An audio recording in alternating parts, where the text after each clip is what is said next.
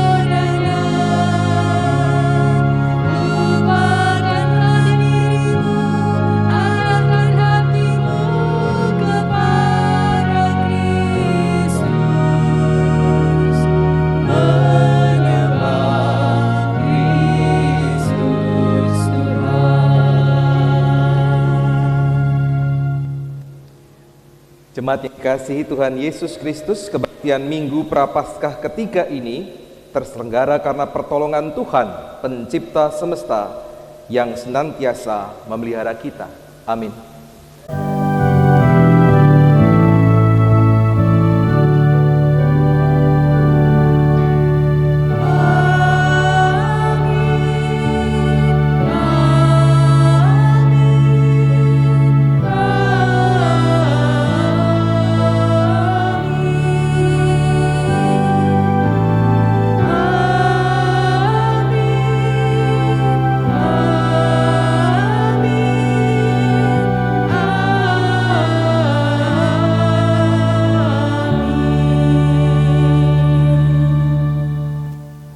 Kasih karunia dan damai sejahtera dari Allah Bapa kita dan dari Tuhan Yesus Kristus menyertai saudara Dan menyertai saudara juga.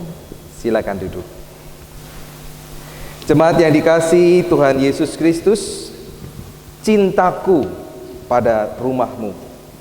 Tema ini akan kita hayati bersama pada hari ini melalui kisah penyucian bait Allah yang dilakukan oleh Tuhan Yesus. Penyediaan hewan-hewan korban dan penukaran uang untuk keperluan peribadatan umat telah bergeser untuk kepentingan sendiri. Tuhan Yesus marah karena bait Allah tidak lagi dipakai untuk menyatakan cinta manusia kepada Allah, namun hanya untuk kepentingan pribadi. Jemaat yang dikasihi Tuhan Yesus Kristus, panggilan Allah kepada kita untuk menyatakan bakti kita kepadanya, kita ungkapkan dengan peribadahan yang kita selenggarakan. Menghayati panggilan Tuhan, kita datang baginya dan memuji bagi kemuliaan namanya melalui Kidung Jemaat 355 bait yang pertama, Yesus memanggil.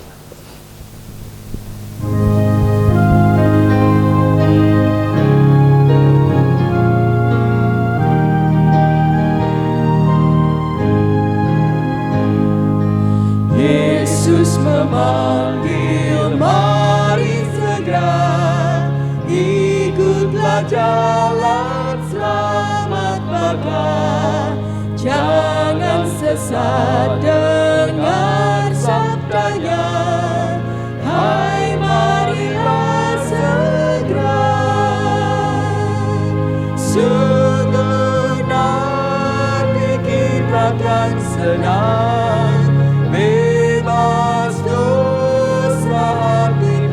tenteram bersama Yesus dalam terang di rumah yang kekal. Mari kita merendahkan diri di hadapan Tuhan, kita mengakui dosa-dosa kita. Mari kita berdoa. Tuhan Yesus Kristus, kami datang dengan pengakuan bahwa seringkali kami menjalani hidup dengan memusatkan kepada diri kami sendiri. Kami sering menutup mata atas cinta kasih-Mu yang besar di dalam kehidupan kami. Kerap kali Tuhan, kami mengesampingkan keberadaan sesama kami dan mengejar hawa nafsu dan keserakahan kami. Ajar kami ya Tuhan untuk kembali memusatkan hidup kami hanya kepada Kristus yang mampu memberi diri dan berbagi sebagai perwujudan cinta. Inilah pengakuan dosa kami. Dalam rahmat-Mu Tuhan, kami memohon pengampunan, belas kasih dan karunia. Bersihkanlah kami ya Tuhan atas dosa kami. Amin.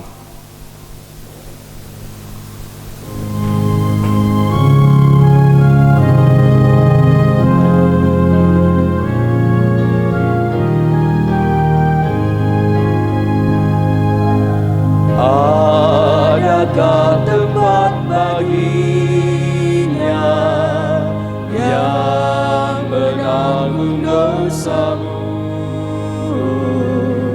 Yesuslah ketuk hatimu, sambutlah penebusmu, berikanlah tempat baginya dan dengarkan sadanya. Bukalah pintu hatimu, sambut Dia segera. Bagi jemaat yang sudah mengaku dosanya di hadapan Tuhan, mereka yang sudah menyesali dan mau bertobat dari segala dosanya, berita anugerah dari Tuhan berbunyi, dosaku kuberitahukan kepadamu, dan kesalahanku tidaklah kusembunyikan. Aku berkata, aku akan mengaku kepada Tuhan pelanggaran-pelanggaranku, dan Engkau mengampuni kesalahan karena dosaku. Mazmur 32 ayat 5. Demikianlah berita anugerah dari Tuhan. Syukur kepada Allah. Salam damai.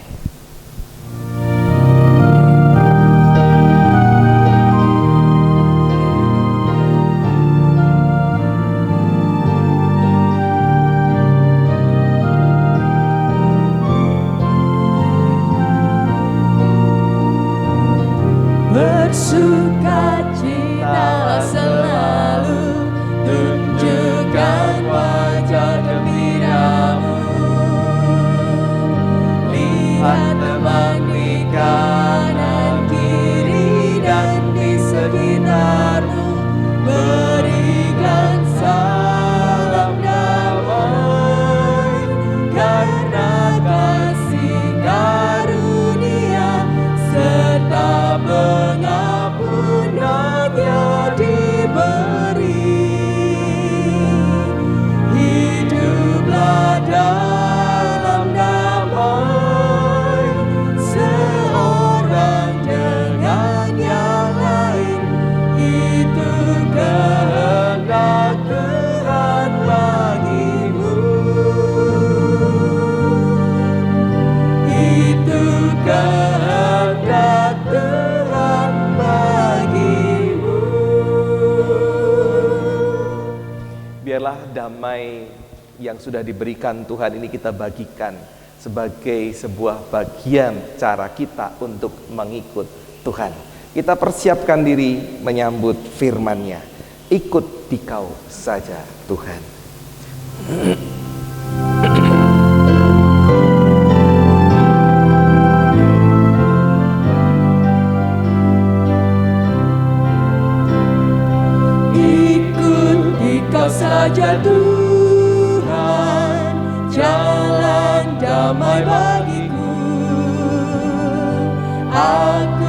selamat dan sentosa hanya oleh darah-Mu. Aku ingin ikuti Kau dan mengabdi padamu. Dalam Engkau Juru Selamat, ku bahagia penuh. Silakan duduk. Mari bersama-sama kita menyiapkan diri untuk menyambut firman Tuhan. Kita memohon pertolongan Roh Kudus. Kita berdoa. Ya Tuhan Allah pengasih, yang memberkati kami, yang mengampuni kami, yang memberikan damai sejahtera sehingga kami bisa membagikannya kepada banyak orang. Saat ini ya Tuhan, dengan damai yang Engkau beri, sungguh kami rindu kembali untuk menyambut firman-Mu. Di dalam kelemahan kami memohon pertolongan Roh Kudus, sehingga firman yang kami dengar melalui telinga kami tidak hanya berhenti dalam pendengaran, tetapi juga masuk ke dalam seluruh kehidupan kami, memberikan semangat, sehingga kemudian berbuah, dan buahnya itu boleh dinikmati oleh banyak orang di sekitar kami. Karena itu ya Tuhan, berfirmanlah, anak-anak-Mu sedia mendengarkannya. Demi Yesus Kristus Tuhan. Amin. Firman Tuhan pada pagi hari ini dibacakan menurut Injil Yohanes pasal 2. Kita akan membaca ayat 13 sampai dengan ayatnya yang ke-22. Lembaga Alkitab Indonesia LAI memberikan judul di sana, Yesus menyucikan bait Allah. Yesus menyucikan bait Allah. Demikian firman Tuhan. Ketika hari raya Paskah orang Yahudi sudah dekat, Yesus berangkat ke Yerusalem. Dalam bait suci didapatinya pedagang-pedagang lembu, kambing, domba, dan merpati, dan penukar-penukar uang duduk di situ. Ia membuat cambuk dari tali lalu mengusir mereka semua dari bait suci dengan semua kambing, domba, dan lembu mereka. Uang penukar-penukar dihamburkannya ke tanah, dan meja-meja mereka dibalikkannya. Kepada pedagang-pedagang merpati ia berkata, "Ambil semuanya ini dari sini. Jangan kamu membuat rumah Bapakku menjadi tempat berjualan." Maka teringatlah murid-muridnya bahwa ada tertulis, "Cinta untuk rumahmu menghanguskan aku." Orang-orang Yahudi menantang Yesus, katanya, "Tanda apakah dapat engkau tunjukkan kepada kami bahwa engkau berhak bertindak demikian?" Jawab Yesus kepada mereka, "Rombak bait Allah ini, dan dalam 3 hari aku akan mendirikannya kembali." Lalu kata orang Yahudi kepadanya, 46 tahun orang mendirikan bait Allah ini, dan engkau dapat membangunnya dalam 3 hari? Tetapi yang dimaksudkannya dengan bait Allah ialah tubuhnya sendiri. Kemudian sesudah ia bangkit dari antara orang mati, barulah teringat oleh murid-muridnya bahwa hal itu telah dikatakannya. Dan mereka pun percayalah akan kitab suci dan akan perkataan yang telah diucapkan Yesus. Demikianlah Injil Yesus Kristus. Yang berbahagia adalah mereka yang setia mendengarkan firman Allah dan yang memeliharanya ini dalam kehidupan hari lepas hari. Hosiana.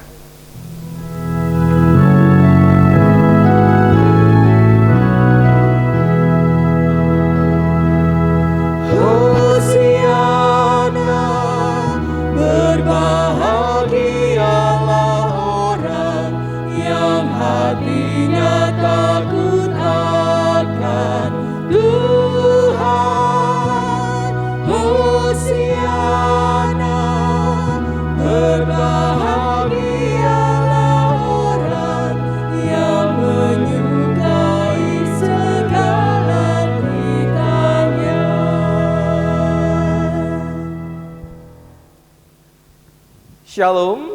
Shalom. Coba yang di sana coba. Shalom. Nah, baru kedengaran. Tadi yang kedengaran suaranya Kantoria. Ya, ada damai sejahtera dalam kehidupan kita juga pada hari ini. Ibu Bapak, Saudara yang dikasihi Tuhan, tema kita pada pagi hari ini dan juga nanti sore adalah cintaku pada rumahmu.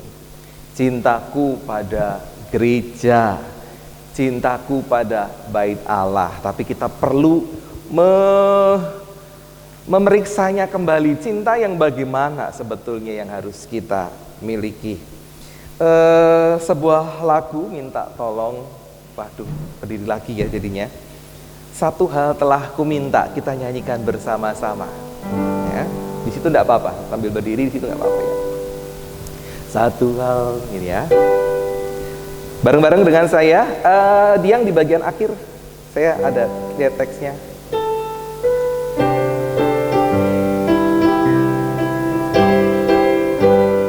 Saya tadi ada ngetik, sudah ngetik di situ nih. Di slide terakhir.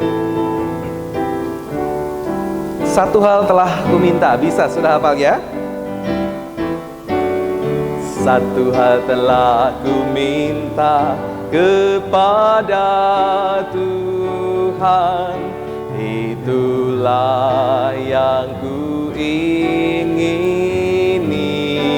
Diam di rumah Tuhan, diam di rumah Tuhan seumur hidupku, menyaksikan kemurahan Tuhan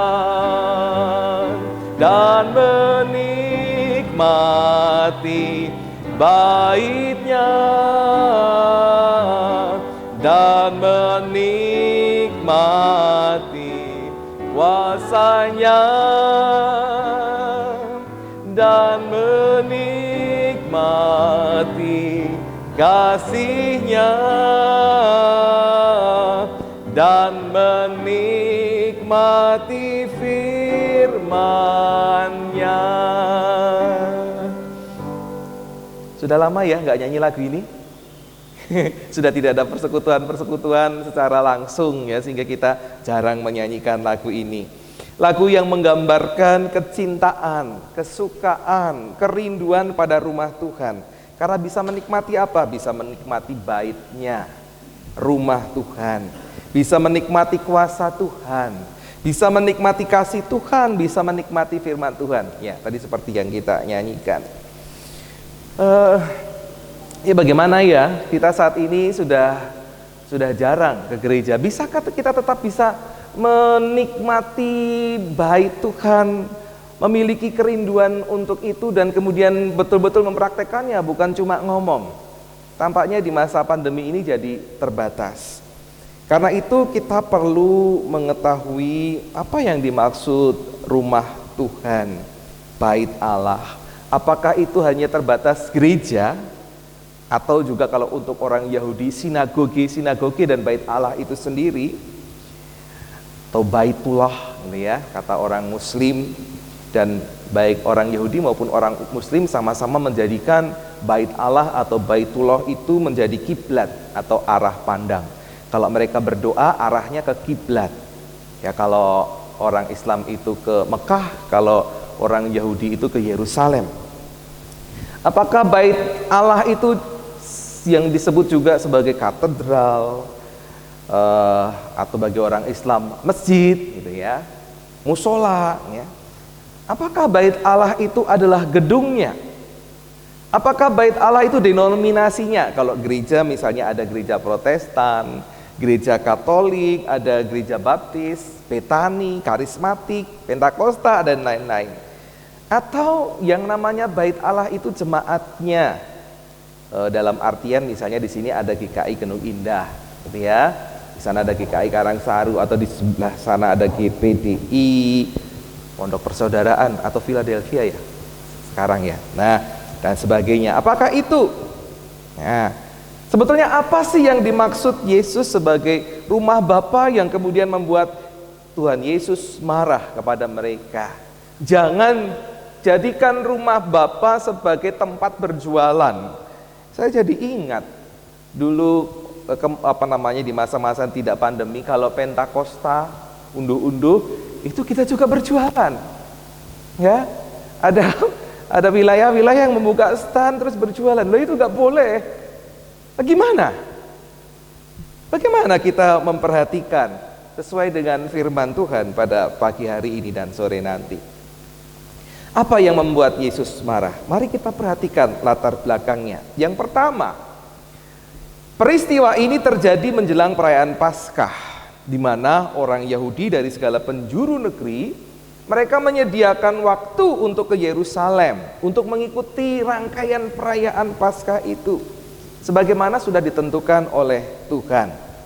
Nah, masing-masing keluarga itu hadir, mereka punya kewajiban memberikan persembahan korban keselamatan.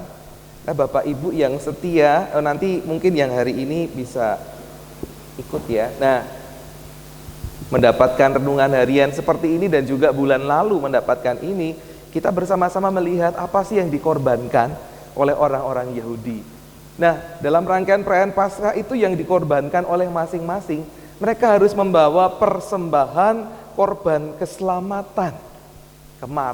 Jadwal kemarin yang belum membaca karena baru dapat, bisa dibaca nanti yang jadwal kemarin. Korban keselamatan atau korban pendamaian. Ini dipersembahkan dalam rangka apa? Dalam perayaan besar ini mereka mempersembahkannya dalam rangka syukur. Jadi seperti kita ada ibadah-ibadah syukur, nah mereka juga mengadakan persembahan syukur. Ataupun juga kalau punya nazar, mereka membayar nazarnya waktu perayaan ini, perayaan Paskah ini. Dan bentuk persembahannya biasanya ternak, kemudian nanti diatur secara liturgis, silahkan baca di Alkitab, di jadwal kita ini ya, bagaimana dipersembahkannya. Nah, tidak masalah Ibu Bapak Saudara. Yang kedua, bagi orang Yerusalem, kalau orang Yerusalem, mereka bisa membawa dari rumah mereka ternak yang dibutuhkan sesuai dengan kemampuan mereka, sesuai dengan persyaratan ya, harus jantankah, harus tidak bercacatkah, dan sebagainya. Itu mereka bisa mempersiapkan. Tapi kemudian di bait Allah ada petugas yang ngecek kelayakan persembahan mereka. Ini layak enggak? Nah, disinilah mulai terjadi kong kali kong, mulai terjadi kecurangan. Para petugas demi menciptakan kegiatan ekonomi, ini ya, mereka bekerja sama dengan para pedagang ternak. Tadi sudah disinggung ya, mereka bekerja sama dengan pedagang ternak itu, dan sesekali mereka bisa mengambil untung dengan memenang mereka. Mereka berusaha mencari cacat dari binatang yang dibawa. Dan kemudian kalau ditemukan cacat, lalu diarahkan kepada pedagang ternak komplotan mereka. Ya, ada yang berhasil, banyak yang berhasil, tapi ada juga yang tidak. Karena ada orang yang betul-betul memperhatikan, bisa membantah, oh ini bagus kok, nah sebetulnya. Tapi kalau nggak berhasil, diarahkan kepada pedagang ternak. Nah, daripada rugi, jemaah yang akan berkorban ini lalu membeli dengan cara apa? Tukar tambah. Dia bawa ini, jual, terus menambah berapa begitu. Nah, disinilah kegiatan ekonomi jual beli itu berlangsung. Para pedagang kemudian mendapat untung. Kenapa? Karena mereka mendapatkan binatang ternak yang sebetulnya layak, tapi berhasil dicari cacatnya, dan itu nanti akan dijual kembali. Dan para petugas pemeriksa akan ACC apapun ternak yang sudah dikeluarkan dari pedagang ternak ini, dari rekanannya. Dan kemudian mereka yang bertugas ngecek ini mendapat komisi dari pedagang, ya. Kegiatan perekonomian muncul di situ. Bagaimana dengan jemaat yang jauh, masyarakat yang jauh? Daripada repot, mereka membawa ternak, lalu mereka biasanya, wah nanti beli aja di tempat.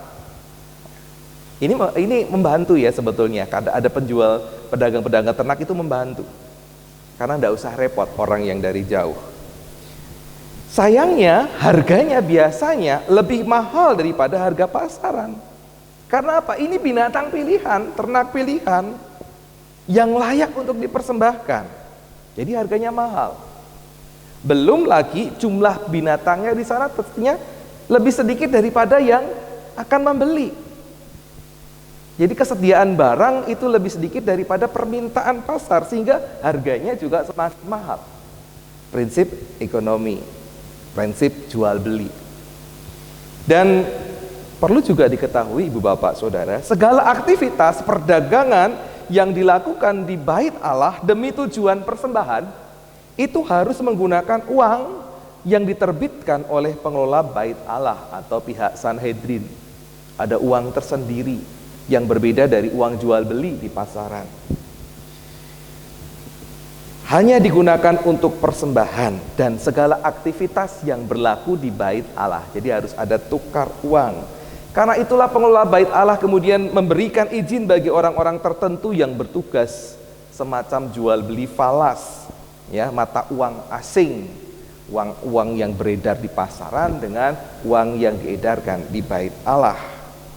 Orang-orang ini membayar cukup mahal untuk mendapatkan izin dari pihak pengelola, dan kemudian harus setor komisi dalam setiap aktivitas mereka. Ini juga untuk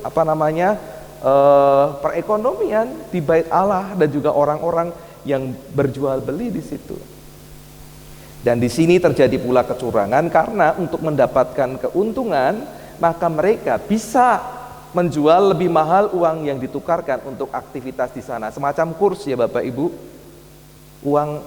Kurs dolar itu bisa naik turun kan dengan rupiah. Demikian juga kurs uang bait Allah itu bisa naik turun sesuai dengan permintaan. Kalau bukan masa-masa perayaan gitu ya, beli uang di bait Allah itu lebih murah. Tapi kalau dalam masa-masa perayaan, karena yang mau menukar banyak, kesediaan terbatas, harganya juga semakin mahal. Jual beli. Nah, bagi masyarakat karena memang membutuhkan dan sudah tahu situasi di bait Allah seperti itu, mereka hanya menerima situasi ini. Yang penting bagi mereka adalah aku mempersembahkan untuk Tuhan. Dan begitulah yang terjadi dari waktu-waktu.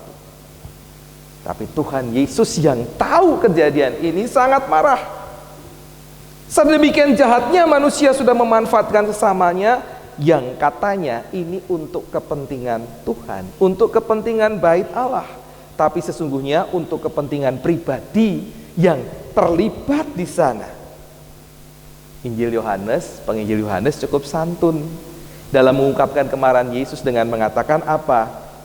Jangan jadikan rumah Bapakku sebagai tempat berjualan. Santun, hanya sebagai tempat berjualan. Tapi kalau Bapak Ibu memperhatikan, misalnya yang ditulis oleh Matius, ditulis oleh Lukas, mereka mengatakan dengan tegas, bukan cuma tempat berjualan, tetapi sarang penyamun. Ini keras. Sarang penyamun. Bukan sekedar berjualan, tetapi merampok dan memeras rakyat. Para penyamun itu bersarang di bait Allah. Itulah yang membuat Tuhan Yesus marah. Padahal Tuhan Yesus menyadari dan ingin mengajarkan kepada kita bahwa sebetulnya rumah Allah yang dimaksud adalah manifestasi kasihnya Allah. Di rumah Allah harusnya bisa ditemukan cinta kasih kepada Allah, cinta kasih kepada sesama. Dan di bait Allah pada waktu itu tidak ditemukan kecuali cinta kepada diri sendiri.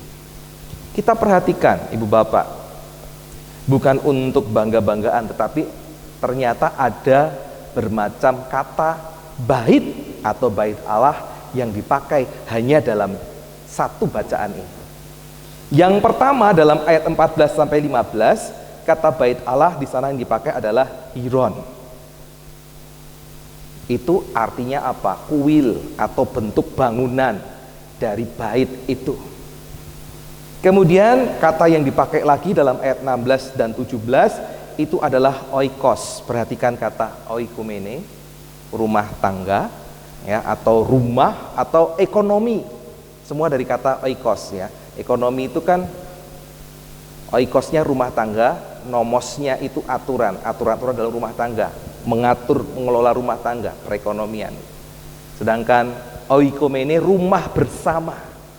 Dunia sebagai rumah bersama. Bukan dalam, kalau begitu dunia itu bisa jadi rumah. Jadi bukan dalam bentuk bangunan oikos di sana. Kemudian kata ketiga yang dipakai juga untuk menerjemahkan bait di situ adalah nahos, dalam artian memenuhi, mendiami. Jadi dikatakan di sana kalau rumah Allah tempat atau bukan tempat ya, di sanalah Allah berdiam. Di sanalah Allah memenuhi. Jadi kehadiran Allah yang hendak ditekankan dalam nahos ini. Dan banyak kata yang dipakai di sini hendak menggambarkan kata rumah Allah, hendak menunjukkan kepada kita betapa beragamnya kata rumah Allah itu, artinya bisa beragam. Sama seperti bahasa Inggris misalnya, kita dengar kata apa? House dan juga home. Terjemahkan apa Bapak Ibu house? Rumah. Home diterjemahkan apa? Ya rumah. Tapi beda, kalau house itu bangunannya, kalau home itu suasana yang timbul di dalam rumah itu.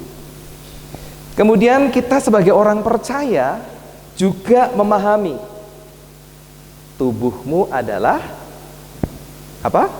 Bait Allah. Tubuhmu adalah bait Roh Kudus, rumah Allah. Tubuh kita kok jadi rumah? Kalau demikian kata rumah ini punya makna yang dalam. Bukan sekedar bangunan gereja, bukan, ya. Bukan sekedar tadi yang saya katakan bait Allah dalam artian yang ada di Yerusalem. Ya, betapa orang senang berkunjung ke sana karena bisa berjumpa dengan bait Allah, rumah Allah.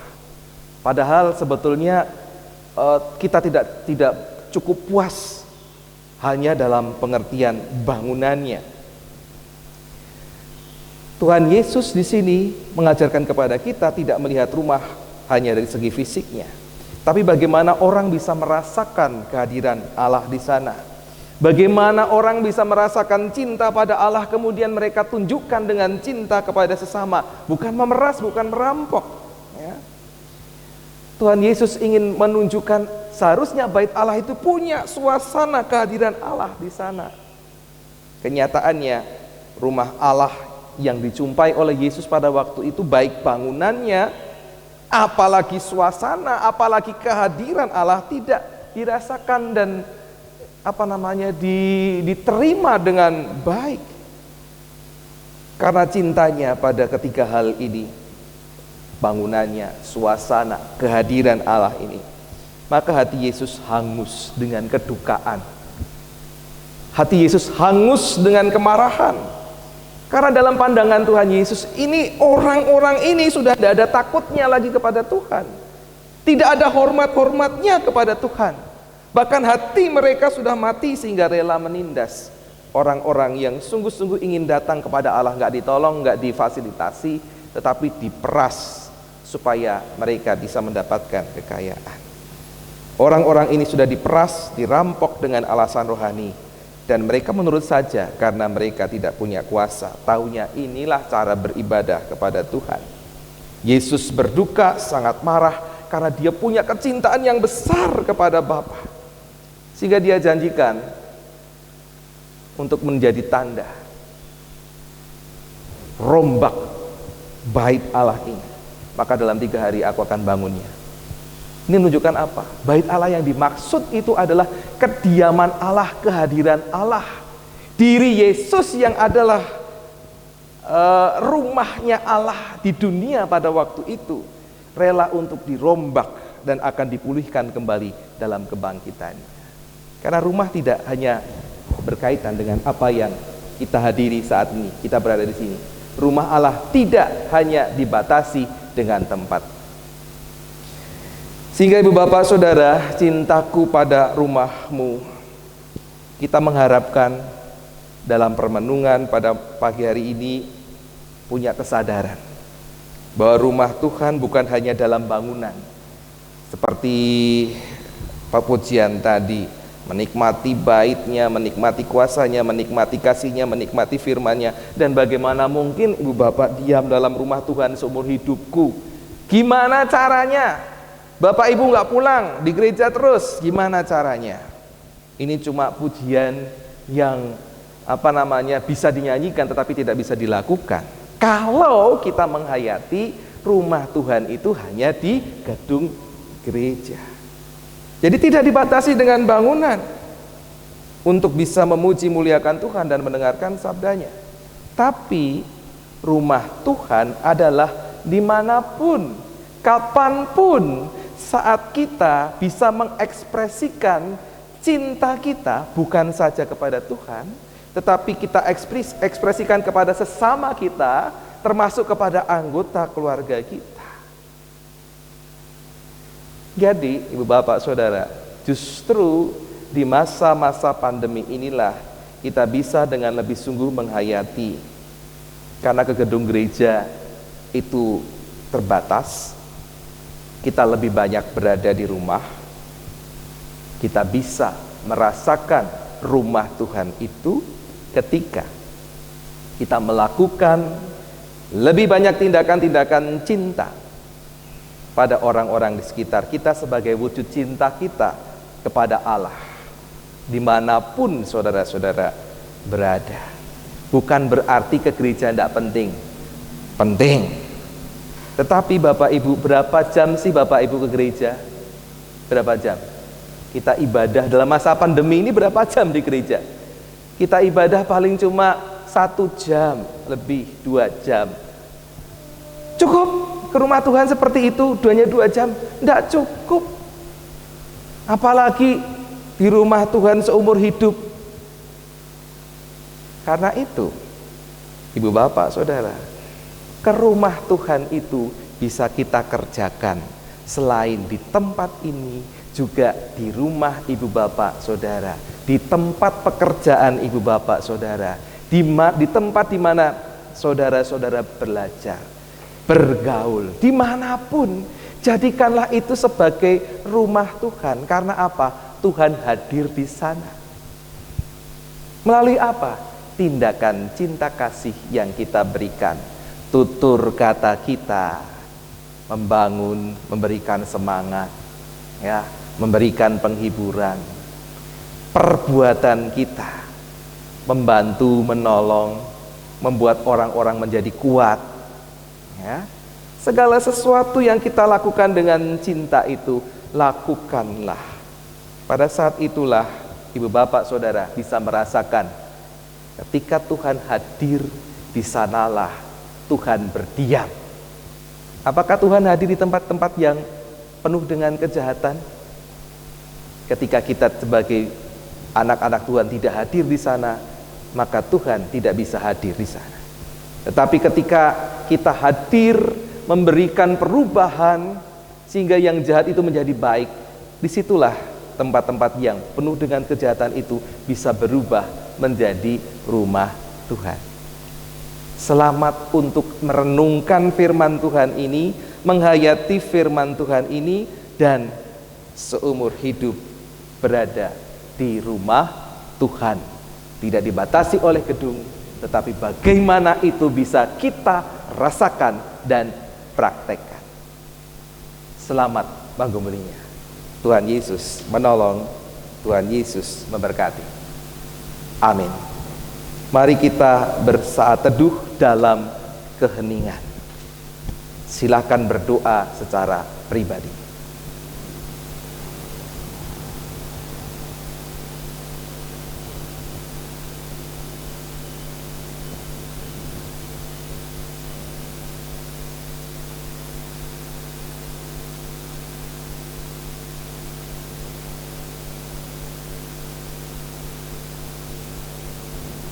Amin.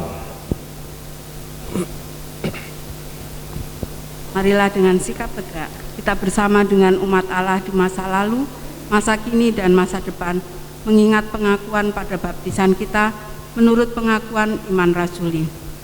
Aku percaya pada Allah, Bapa yang Maha Kuasa, Khalik langit dan bumi, dan pada Yesus Kristus, Anaknya yang tunggal Tuhan kita, yang dikandung daripada Roh Kudus, lahir dari anak darah Maria, yang menderita sengsara di bawah pemerintahan Pontius Pilatus, disalibkan, mati dan dikuburkan, turun ke dalam kerajaan maut, pada hari yang ketiga bangkit pula dari antara orang mati, naik ke surga, duduk di sebelah kanan Allah Bapa yang Maha Kuasa, dan dari sana Ia akan datang untuk menghakimi orang hidup dan yang mati. Aku percaya kepada Roh Kudus, gereja yang kudus dan am, persekutuan orang kudus, pengampunan dosa, kebangkitan orang mati, dan hidup yang kekal. Amin. Shalom Bapak Ibu. Halo. Izinkan saya untuk membacakan warta lisan Minggu 7 Maret 2021. Segenap majelis jemaat mengucapkan selamat datang bagi jemaat yang baru pertama kali hadir di tempat ini. Jika ada, kami mohon untuk berdiri sejenak. Belum ada. Pada kebaktian Minggu Prapaskah ketiga hari ini, yang melayani firman Tuhan adalah Pendeta David Kristianto. Segenap jemaat dan majelis jemaat mengucapkan terima kasih atas pelayanan Bapak, dan terima kasih juga untuk seluruh pelayan kebaktian hari ini. Tuhan Yesus memberkati.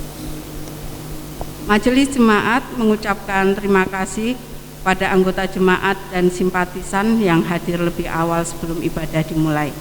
Hari ini jemaat yang hadir lebih awal sejumlah 38 orang. Terima kasih. Berikutnya, dalam ibadah tatap muka, jemaat diwajibkan mengikuti protokol kesehatan dengan menggunakan masker, cuci tangan sebelum memasuki gedung gereja, jaga jarak, serta tidak bersentuhan secara fisik. Bagi saudara yang merasa kurang sehat, dimohon tidak mengikuti ibadah di gereja terlebih dahulu. Mohon perhatian anggota jemaat dan simpatisan. Persekutuan Komisi Remaja akan dilaksanakan dengan cara daring via aplikasi Zoom setiap hari Sabtu pukul 5 sore, dipimpin oleh Ibu Yeni Megawati. Dimohon orang tua dapat mendukung anak-anak remajanya untuk mengikuti persekutuan tersebut.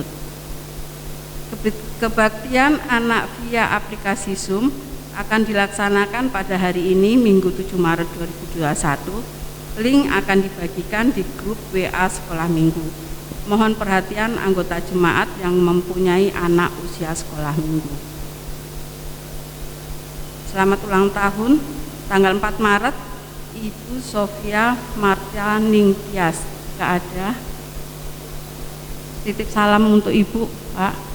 Oh ada, maaf Bu, nggak kelihatan. Mohon berdiri sejenak. Selamat ulang tahun Mbak Sofi. Tuhan berkati. Tanggal 6 Maret Ibu Dwi Retno Nugrahani atau Bu Tris. Selamat ulang tahun Bu Tris. Tuhan memberkati. Demikian warta jemaat hari ini. Tuhan Yesus memberkati. Saatnya doa syafaat dipimpin oleh Pendeta David. Mari bersama-sama kita naikkan doa syafaat kita. Kita berdoa. Ya Tuhan Allah kami yang di surga, terima kasih untuk firman-Mu yang boleh kami dengar. Biarkanlah kami boleh belajar lebih jauh, merasakan kehadiran Tuhan dimanapun kami berada. Dan di mana Tuhan hadir, sesungguhnya di sanalah bait Allah. Karena itu, mampukan kami untuk menunjukkan cinta kasih kami di dalam perjumpaan kami dengan banyak orang. Karena ketika kami memperlakukannya, sesungguhnya kami sedang menghadirkan bukan saja bait Allah itu, tetapi juga Allah sendiri dimanapun kami berada. Dan biarlah melalui kehadiran kami nama Tuhan dimuliakan dan dikenal oleh banyak orang, termasuk bagi mereka yang belum percaya. Tolong ya Tuhan kami untuk menjadi pelaku firman-Mu. Tuhan juga perlengkapi majelis jemaat GKI Genuk Indah, di dalamnya adalah hamba-Mu pendeta, didukung oleh para penatua. Engkau menolong kami supaya kami boleh menjadi berkat di tengah-tengah jemaat ini, dan kegiatan program-program yang kami berlakukan di masa pandemi ini tetap bisa menjadi berkat bagi jemaat Tuhan. Dan jemaat Tuhan boleh terlibat di dalamnya. Untuk kegiatan Paskah, Engkau berkati ya Tuhan, aktivitas kegiatan meskipun belum diumumkan, biarlah jemaat, anggota jemaat boleh terlibat di dalam kegiatan-kegiatan yang diselenggarakan. Demikian juga untuk persiapan CD atau pengakuan percaya bagi anak-anak kami yang seharusnya dilakukan tahun lalu tetapi baru akan dilakukan di Jumat Agung tahun ini. Persiapkanlah mereka untuk perayaan Paskah dan perjamuan kudus yang akan diselenggarakan. Engkau juga mempersiapkan jemaat Tuhan. Terima kasih ya Tuhan. Kami juga berdoa untuk jemaat Tuhan di dalam pergumulan mereka. Bagi mereka yang sakit, Engkau hadir di tengah penderitaan mereka. Engkau menolong, Engkau menyembuhkan. Dan bagi mereka yang sedang bersuka cita dalam minggu yang lalu, kami berdoa bersama dengan mereka untuk Ibu Sofia Martianin Tias, untuk Ibu Dwi Retno Nugrahani. Kamu berkati mereka sehingga di usia yang ditambahkan ini mereka boleh semakin dipakai Tuhan dan menjadi berkat. Terima kasih ya Tuhan. Tak lupa kami berdoa untuk bangsa negara kami di tengah-tengah upaya untuk menekan penularan COVID-19, di tengah-tengah upaya vaksinasi yang sedang berlangsung dan masih banyak pihak yang belum divaksin karena keterbatasan vaksin. Kiranya Engkau memberkati supaya dalam periode berikutnya jemaat pun boleh semakin banyak berkesempatan untuk divaksinasi sehingga mereka boleh diberikan kekebalan terhadap penularan COVID-19 dan program ini boleh berjalan dengan baik di tengah-tengah kekhawatiran munculnya varian baru yang sudah masuk ke Indonesia. Biarlah kami tetap mengandalkan Tuhan, tidak hilang harap bahwa semuanya ini akan berlalu dan kemudian kami akan dipulihkan untuk bisa kemudian beraktivitas seperti biasa, entahkah di dalam pekerjaan, entahkah dalam studi anak-anak, entahkah dalam pelayanan dan ibadah. Tuhan, kami menantikan masa-masa itu. Karena itu Engkau berkati pemerintah bangsa kami sungguh-sungguh memberikan kebijakan yang terbaik.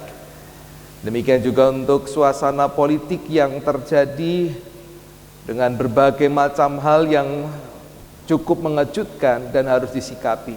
Engkau berkati sehingga Presiden Jokowi beserta jajaran menterinya tidak terjebak di dalam kemungkinan-kemungkinan yang akan membahayakan bangsa ini. Kami berserah, Engkau menolong, Engkau menguatkan. Akhirnya ya Tuhan, biarlah Engkau berkati seluruh gereja Tuhan dalam pergumulan mereka menjadi berkat di tengah-tengah masyarakat, di tengah-tengah Indonesia, di tengah-tengah dunia. Setiap pergumulan jemaat Tuhan yang hadir saat ini Engkau dengarkan. Kami turut mendukung untuk pergumulan saudara-saudara kami di tengah kerinduan akan pekerjaan yang pantas layaknya, mencukupkan kebutuhan mereka, Engkau kiranya berikan. Bagi saudara-saudara kami yang sedang menantikan pasangan hidup, Engkau menghadirkan. Demikian juga saudara-saudara kami yang sampai hari ini masih menantikan berkat Tuhan berupa momongan di tengah-tengah keluarga kecil mereka, buah hati dari cinta kasih mereka. Kiranya Engkau juga menghadirkan sesuai dengan hikmat dan kasih karunia-Mu. Biarlah segala sesuatu yang dibutuhkan anggota jemaat dalam setiap pergumulan mereka di tengah rumah tangga, Engkau menolong, menjawab, dan biarlah kami boleh melihat segala sesuatu indah pada waktunya. Akhirnya Tuhan, terimalah doa-doa kami dalam segala keterbatasannya, karena kami boleh haturkan kepada Bapa di surga di dalam Tuhan Yesus Kristus yang sudah mengajarkan kami berdoa dengan doa yang sempurna.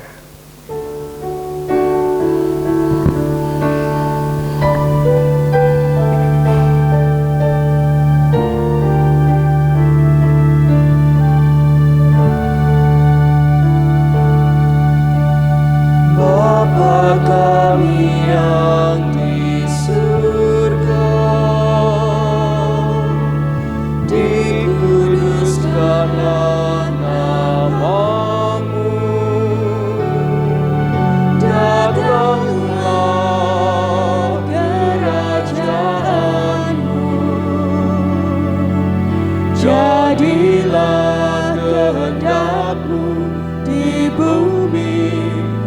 seperti di surga.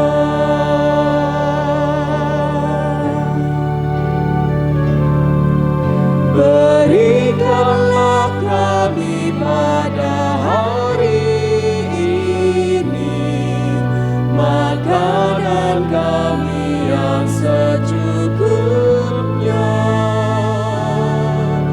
dan ampunilah kami akan kesalahan kami, seperti kami juga mengampuni orang yang bersalah kepada kami. Dan janganlah membawa kami ke dalam pencobaan, tetapi lepaskanlah kami daripada yang jahat. Karena Engkau-Lah yang mempunyai kerajaan dan kuasa dan kemuliaan sampai selama-lamanya.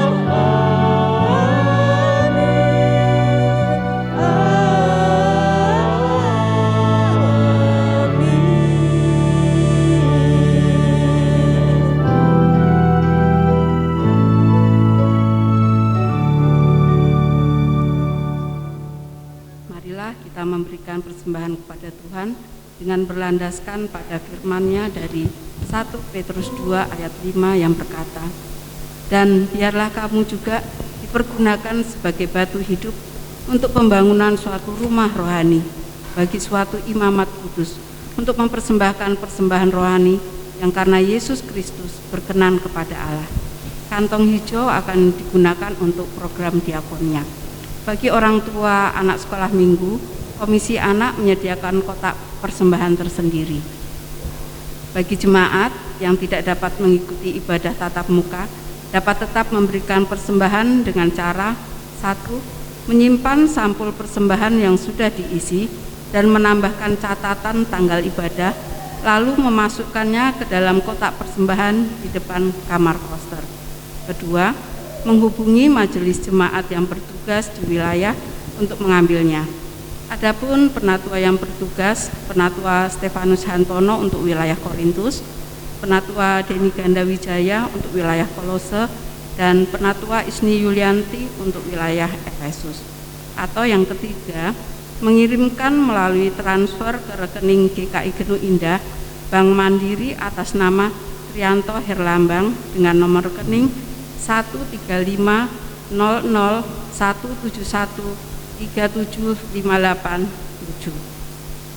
Marilah kita akan memuji Tuhan dari PKJ 146 ayat 1. Bawa persembahanmu.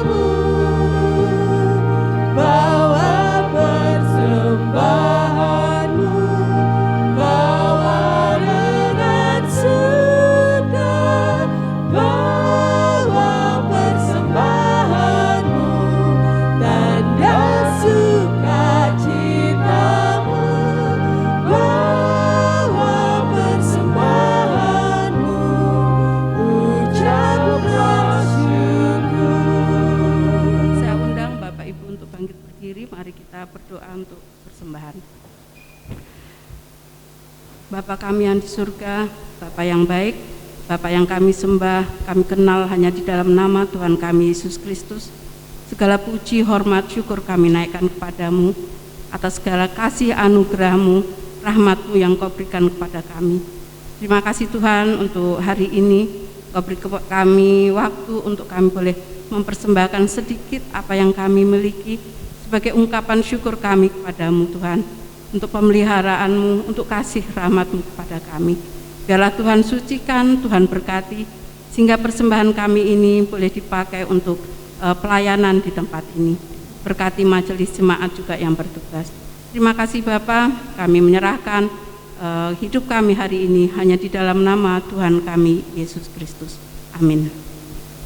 Jemaat yang dikasihi Tuhan Yesus Kristus, biarlah pujian terakhir PKJ 264, apalah arti ibadahmu kepada Tuhan, boleh memberikan sebuah semangat buat kita menghadirkan Tuhan dan menyadari bahwa di sanalah Allah berdiam, di mana kita menunjukkan ibadah kita yang sejati.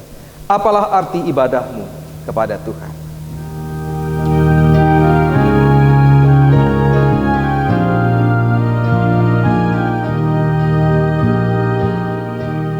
Apalah arti ibadahmu kepada Tuhan, bila tiada rela sujud dan syukur.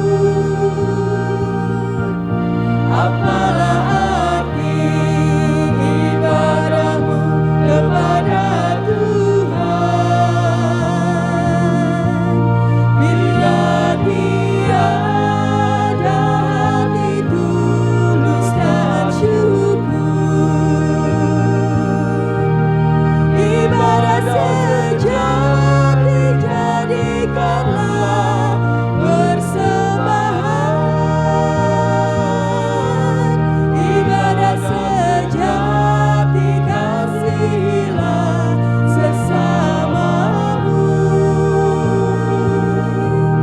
Ibadah sejati yang berkenan bagi Tuhan, jujur dan tulus ibadah murni bagi Tuhan.